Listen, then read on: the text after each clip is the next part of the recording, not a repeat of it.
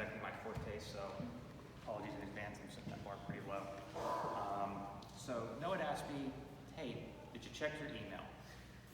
And right away I knew I must have forgot something, I must have overlooked something, and sure enough, there was a neglected email way at the bottom, past the Kohl's, past the Target, flyers and things like that. Would you be so kind as to talk about stewardship? And unfortunately, as you can see, I don't do well with this. Unfortunately, a bit of fear went through my mind. I have to go, I have to list all the wonderful things that St. Paul's does, which I could not remember if my life depended on because there's so much, and of course, reiterate the fact that that all costs money. However, when I finally got around to actually opening said email, I was a little more than pleased because instead of it being just that tallying of things, there was the stewardship prayer by Teresa of Avila. And if you've not opened your stewardship package, it's what we are to reflect upon. You've probably already read it, but if you could please indulge me. Christ has no body on earth but yours, no hands but yours, no feet but yours. Yours are the eyes through which the compassion of Christ looks out on a hurting world. Yours are the feet with which he is to go about doing good. Yours are the hands with which he is to bless now. And so now I had more of a purpose, and I was very relieved because St. Paul's has made this easy for me. To me, St. Paul's has already embodied this concept. As a faith community, St. Paul's has already opened its doors to me and my wife. They have done absolutely wonders for us, and from early on, we were just impressed by everything that it has to offer.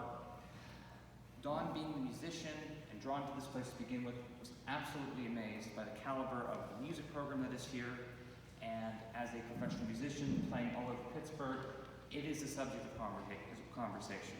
It is highly regarded. For me, the draw was a little different. I'm the uncultured one of the group. But what I was able to do is I was able to actually reconnect with my faith and church in general. Former Catholic, questioning the larger things in life, I was at a loss when I came to St. Paul's. Still am in some regards. But I was able to at least provide a tangible good here.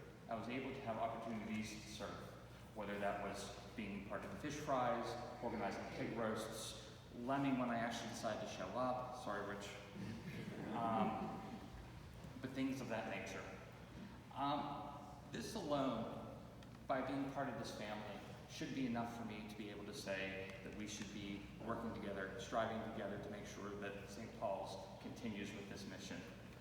However, I have a slightly more personal story that kind of hammers this home. For those of you who don't know, this past summer, my wife had a complication while traveling with our child. It resulted in her having to be hospitalized. To make matters worse, it was out in Berkeley, California, where she ended up. She had to remain out there for 2 months, and I was right behind her because stupid me never traveled with her. That'll never happen again.